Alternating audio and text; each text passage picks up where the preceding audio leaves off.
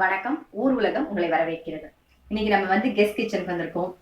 பவானி சந்தானம் இவங்க நம்ம ஏற்கனவே பார்த்துருப்பீங்க நம்மளுடைய சித்ரா முருகஸ் கிச்சன்ல. இன்னைக்கு அவங்க என்ன பண்ண போறாங்கன்னா ஜவ்வரிசி தோசை. அதுக்கு என்ன வேணும் எல்லாம் அவங்களே சொல்லுவாங்க. சொல்லிடுங்க மாமி நீங்களே. 1 கப் ஜவ்வரிசி, 2 கப்பு பச்சரிசி, ஓகே, கொஞ்சம் கொத்தமல்லி, ஃப்ரெஷ் கொத்தமல்லி, 2 பச்சை மிளகா, ஒரு தேர் இஞ்சி, அதுக்குண்டான உப்பு, கூடிய வரைக்கும் எல்லாரும் கல் உப்பு யூஸ் பண்ணுங்க. இந்த ஜவ்வரிசி என்ன பெருங்காயம், கொஞ்சம் பெருங்காயம் அப்புறம் அரைச்சிட்டு நம்ம கலக்கலாம். ஜவ்வரிசி என்ன பண்ணணும், தண்ணி 2 தடவை களைஞ்சிட்டு தண்ணி முங்குற வரைக்கும் ஊற வைக்கணும். தண்ணி நிறைய விடப்படாது, முங்குற வரைக்கும் தான் ஊற வைக்கணும். அதே மாதிரி பச்சரிசியும் நல்லா களைஞ்சிட்டு தண்ணி முங்குற வரைக்கும் ஊற வைக்கணும். 2த்தையும் தனித்தனியா 3 மணி நேரம் நல்லா ஊறின அப்புறம் முதல்ல ஜவ்வரிசி, இஞ்சி, பச்சை மிளகா அரைச்சு எடுத்துட்டுணும். ஏன்னா மிக்சியில அந்த ஜவ்வரிசி எல்லாம் கொஞ்சம் ஈஷின்னு இருக்கும். அதுக்கப்புறம் பச்சரிசி, ஊறின பச்சரிசியை கொஞ்சம் தண்ணி எடுத்துட்டு கொஞ்சம் கொஞ்சமா நல்லா வழுமோன்னு அரைக்கணும். ரொம்ப தண்ணி தயவு செஞ்சு விடாதீங்க.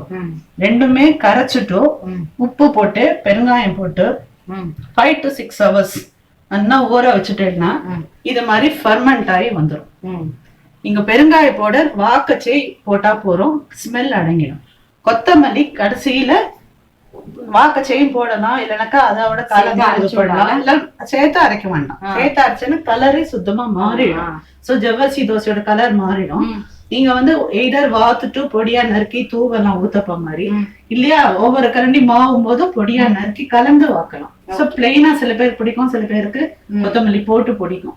சோ கொத்தமல்லி இல்லாமையும் வாக்கலாம். நான் சும்மா கொத்தமல்லி சீசன்ங்கிறதுனால இதை வச்சிருக்கேன். இதுக்கு பெஸ்ட் சைட் டிஷ் என்னன்னா தோசை மிளகா, அப்படின்னா ரொம்ப நல்லா இருக்கும்.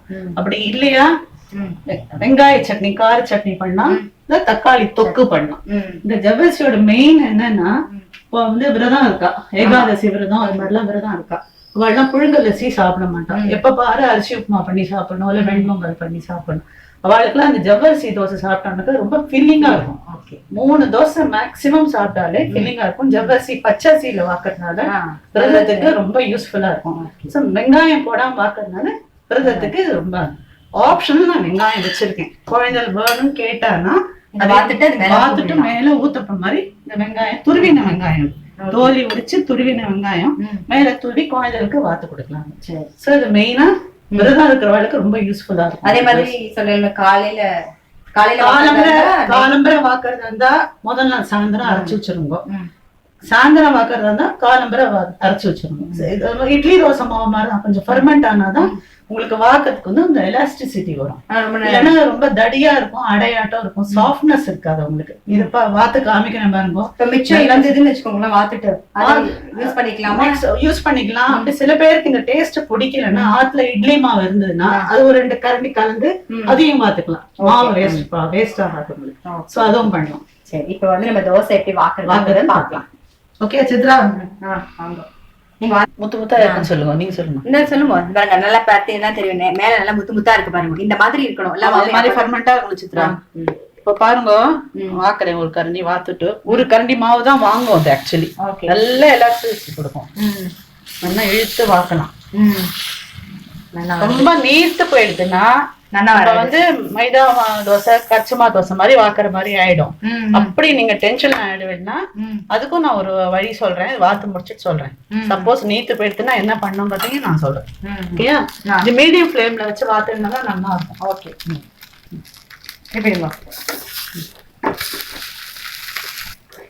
ரெண்டு பக்கம் நல்லா வந்துட்டு நல்லா கோல்டன் கலர்ல வந்துட்டு பாருங்க.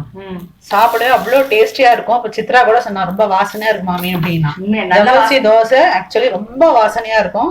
நம்ம ஜவ்வரிசி வடாம் பண்ற மாதிரிதான் அது. நான் இப்ப அடுப்பு அணைச்சுடுறேன். இந்த மாவுன்னு சொல்லிடுங்க மாமி, ஒரு டிப்ஸ் சொல்றேன்னு சொன்னேன். மாவு ஆக்சுவலி இந்த மாவு இந்த பதத்துக்கு வரல, ஒருவேளை உங்களுக்கு கொஞ்சம் கூட தண்ணி ஆயிடுத்து, நீத்து போயிடுச்சுன்னா பயப்படாதீங்க. ஆத்துல எப்போ இட்லி மாவு இருந்ததுன்னா ஒரு 2 கரண்டி இட்லி மாவு கலந்து வாருங்க.